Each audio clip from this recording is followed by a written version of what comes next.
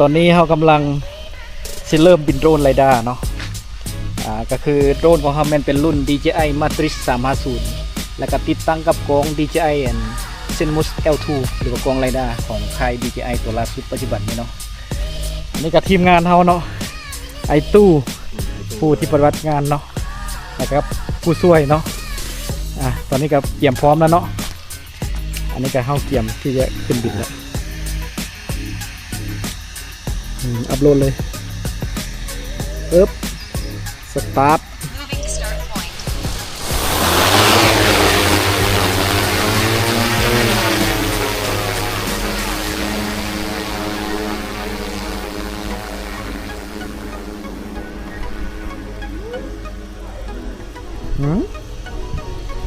ตอนนี้โดรนของเราก็ได้บินขึ้นสู่อากาศแล้วเนาะ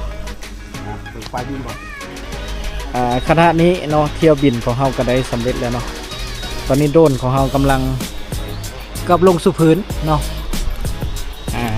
นี่โป้ได้นี่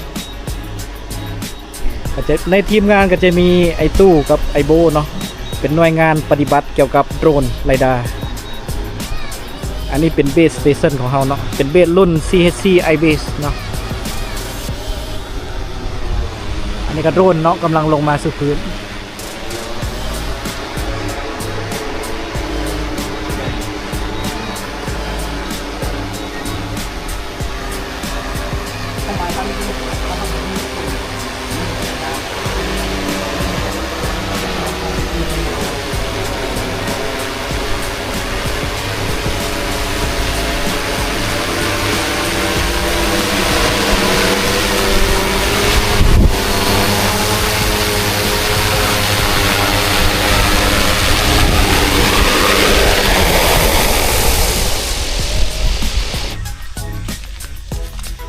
ถือว่าคณะนี้เนาะโดรนของเราได้ลงสู่พื้นอย่างสวยงามเนาะก็ถือว่าสำเร็จภารกิจการบินภาคสนามเนาะต่อไปก็จะเป็นการโปรเซสข้อมูลเนาะหลังจากที่เราได้สำเร็จการปฏิบัติการบินโดรนอยู่ภาคสนามเนาะเราก็ได้เอาข้อมูลมาทำการโปรเซสเนาะซอฟต์แวร์ที่ใช้ในการโปรเซสแม่นชื่อ DJI Terra เนาะหมายความว่าเป็นซอฟต์แวร์ของทาง DJI เองเนาะระยะเวลาที่ใช้ในการรันข้อมูลตัวนี้แม่นใช้เวลาอยู่30กว่านาทีเนาะแล้วก็พื้นที่ที่เฮาบินแม่น14เฮกตาร์กว่าเนาะอันระยะเวลาในการโปรเซสแม่นอิงตามสเปคของคอมเนาะคิดถ้าคอมสเปคแรงกว่าก็สิโปรเซสได้ไวกว่านี้เนาะบัดนี้อันข้อมูลที่ใดเนาะก็คือมีข้อมูลใดจากได้2แบบเนาะก็คือข้อมูลที่เป็นภาพถ่ายกับข้อมูลที่เป็นpoint cloud เนาะได้2แบบเนาะเฮามาเบิ่งข้อมูลที่เป็นภาพถ่ายก่อนเนาะข้อมูลที่เป็นภาพถ่ายก็คือกันกับข้อมูลนั่นจาก Google Map เนาะ Google นี่แหละเนาะคือจังซี่เนาะเพียงแต่ว่ามันจะได้อันข้อมูลที่คมชัดแล้วก็ได้ปัจจุบันเนาะหรือว่าถึกสเกลจริงถึกตำแหน่งจริงอิงตามค่าเบสของเฮาเนาะหรือว่าค่า BM ที่เฮาฟิกใส่เนาะอันนี้สิปรับเป็นที่ Google Map เนาะข้อมูลตัวนี้ก็เรียกว่าข้อมูล Automosaic เนาะข้อมูลตัวนี้สามารถเอาไปใช้ต่ออยู่ซอฟต์แวร์ต่างๆได้เนาะซอฟต์แวร์ด้านวิศวกรรมเช่นว่าโปรแกรมArcGIS บ่ ArcMap บ่ QGIS โปรแกรม Civil 3D หรือโปรแกรมด้านเรียกงานด้านวิศวกรรมต่างๆสามารถใช้ได้ทั้งหมดเนาะเพราะว่าไฟล์นามสกุลที่ออกมาจะเป็นไฟล์ชิปเนาะเราสามารถ convert เป็นฟอร์แมตอื่นได้เนาะที่ซอฟต์แวร์รองรับเนาะบัดนี้เฮามาเบิ่งเนาะคือฟังก์ชันที่มีในซอฟต์แวร์ DJI Terra ก็จะมีอยู่ด้านขวามือนี่เนาะอันที่เราคลิกออกมาตัวนี้แมนโซไฟล์ไลน์ก็คือเลเยอร์ที่เราบินโดรนเนาะสิ่งที่เราบินตามนี้เนาะสามารถปิดเปิดซ่อนโซได้เนาะแล้วก็มีคำสั่งทูลที่ใช้ในการมาแทกเนาะก็มีตัวเทิงสุดในแมนสิเป็นคำสั่งจับหรือว่าคลิกเบิ่งค่าพิกัดค่าระดับของจุดต่างๆอยู่นี้เนาะอันนี้แมนแทกระยะเนาะ distance แล้วก็ตัวลุ่มแมนเบิ่งนาทีเนาะ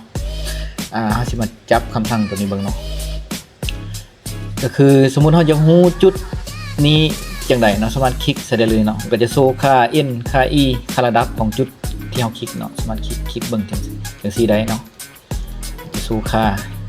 อยากฮู้จุดใดสูงต่ำค่าระดับเท่าใดสามารถคลิกเบิ่งได้จังซี่เนาะ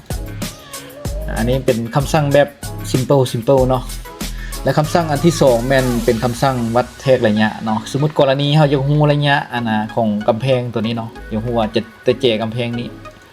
มาหาอีกด้านหนึงจังซี่เนาะยาวจากแม็กเนาะก็มีแต่คลิกแล้วก็คลิกขวาเนาะมันก็จะโซ่ระยะเนาะระยะมันจะมีอันที่เทิงสุดเนาะ horizontal distance แม่นระยะตามแกนฮาฟเนาะแล้วก็ straight distance แม่นระยะตามแกนเนินเนาะตามตัวจริงเนาะแล้วก็ vertical distance แม่นความแตกต่างเนาะระหว่าง2 point นี่เนาะว่าระดับแตกต่างกันเท่าไหร่เนาะแล้วก็ slope นี่แม่นองศาเนาะองศาความเอียงของตัวนี้เนาะเราสามารถจับเบิ่งอย่างฮู้คือใจกลางทางตัวนี้มาหานี้นี่ระยะเท่าใดเนาะแล้วก็ความเนินเท่าใดเนาะเราอยากกวดเบิ่งว่าน้ำไหลบ่อย่างต่างๆก็เบิ่งจังซี่ก็ได้เนาะเดี๋ยวอยากฮู้ยาวๆก็สามารถคลิกเนาะแล้วก็คลิกขวามันก็จะสรุปออกมาให้เนาะและคำสั่งตัวสุดท้ายแม่นสำหรับคิดไล่เนื้อที่เนาะคลิกใส่เนาะสามารถยกตัวอย่างเฮาจะฮู้เนื้อที่ของส่วนไหนส่วนหนึ่งอยู่นี้เนาะสมมุติเราอยากรู้หน้าที่ของบริษัทอยู่นี้เนาะสามารถคลิกตามรูปเนื้อที่ดินตัวจริงเนาะคลิกใส่คลิกแล้วก็คลิกครบแล้วก็คลิกขวาเนาะมันก็จะโซ่เนื้อที่ให้เนาะเนื้อที่มีอยู่ 2,479.58 ตารางเมตรเนาะเพื่อนว่าสามารถเราอยากรู้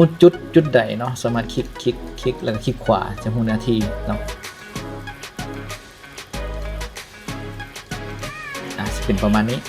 เกี่ยวกับข้อมูลอันทับทายเนาะวันนี้เรามาเบิ่งข้อมูลในส่วนของ Point Cloud เนาะPoint Cloud ตัวนี้แม่นได้มาจากเลนส์ตัวสแกนเนาะซึ่งข้อมูลแม่นเป็นเม็ด point เนาะเป็น point จุดๆคือเนาะ Point Cloud เนาะเป็น point ที่ advance ขึ้นมาเท่านึงจาก point ธรรมดาที่เราใช้กล้อง Total Station หรือว่า RTK ใส่เก็บอันนั้นเรียกว่า point แบบธรรมดาเนาะถ้า point ที่เป็นกลุ่ม point มหาศาลอย่างสิเรียกว่า point cloud เนาะบัดนี้point ที่เฮาได้เนาะจะเป็น point แบบเป็นสีจริงเนาะสีจริงหมายความว่าข้อมูลตัวนี้นี่มันได้มาจาก2ภาคส่วนก็คือในตัวเรดาร์มันจะมีอยู่2เลนตัวนึงจะเป็นเลนสแกนและอีกเลนนึงเป็นเลนกล้องถ่ายรูปเนาะซึ่ง point แม่นจะได้มาจากเลนสแกนแต่ว่าสีแม่นจะได้มาจากกล้องถ่ายรูปก็คือมันจะดึง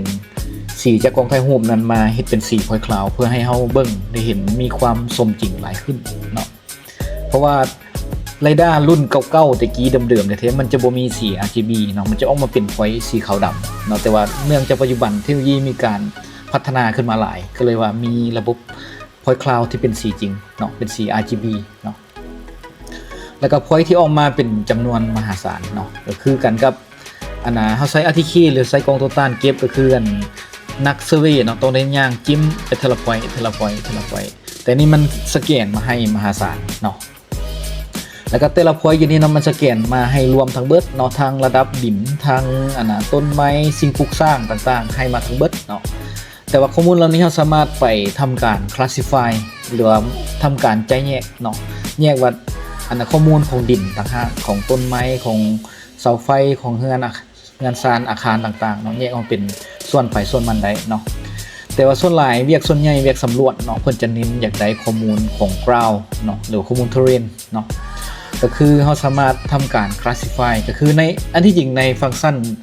ของ software DJI Terra เองเนี่ยก็จะมีฟังก์ชันในการ classify ground เนาะแต่ว่า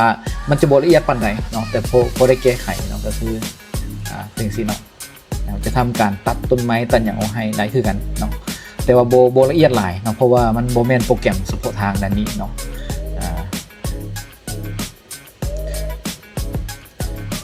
ข้อมูลกราวอย่างซี่เนาะเราก็สามารถเอาไป generate เป็นข้อมูลเป็นเส้นคอนทัวร์เป็น surface เป็นอย่างก็ได้เนาะเพื่อใช้ในเรียนงานนั้นวิศวกรรมเนาะแล้วก็ Point Cloud เนาะสามารถเปลี่ยนสีเนาะสิพิกโซทั้งหมดเนาะมันจะมีแสดงผลแบบ RGB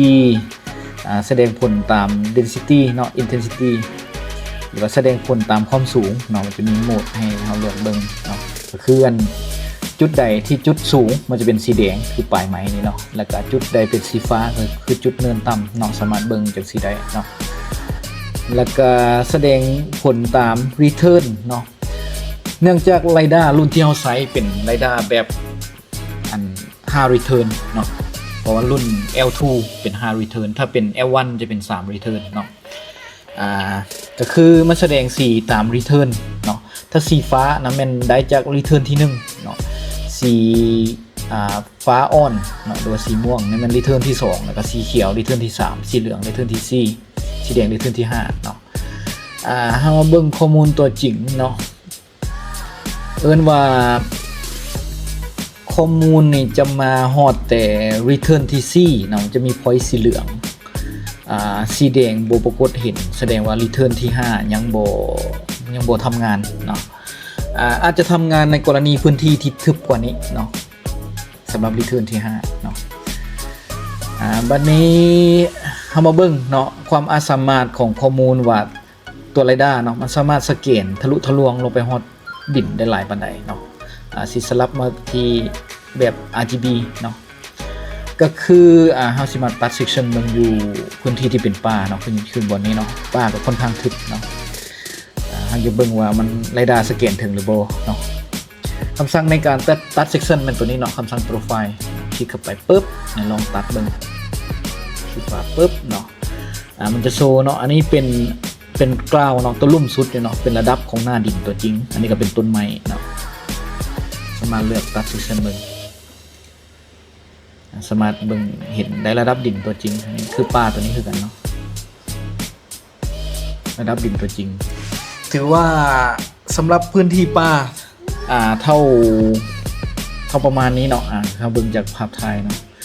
แต่พื้นที่ป่าลักษณะนี้ถือว่าฮอดกราวได้สบายเนาะขนาดพื้นที่ป่าตัวนี้ยังสามารถยิงฮอดดินได้สบายเนาะเว้นแต่ว่าป่าทึบกว่านี้หลายเนาะแต่อาจจะยังได้เนาะแต่ว่า point ground อาจจะน้อยลงเนาะน้อยลงแต่ถ้าเทียบใส่อันคนเดินเก็บสำรวจเนาะมันก็สิยังดีกว่าหลายอยู่เนาะถ้าเทียบใส่เนาะก็สำหรับข้อมูลที่ได้จากเรดาร์นี่ถือว่าค่อนข้างละเอียดหลายเนาะก็คือเฮาสังเกตเห็นเนาะเพราะว่า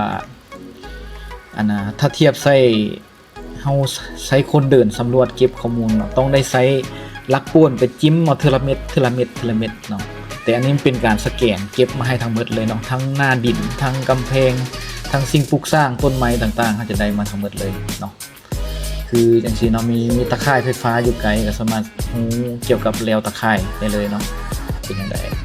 แล้วก็จะมีทางรถไฟอยู่ทางข้างทางนี้ก็สามารถฮู้แนวทางรถไฟได้เนาะ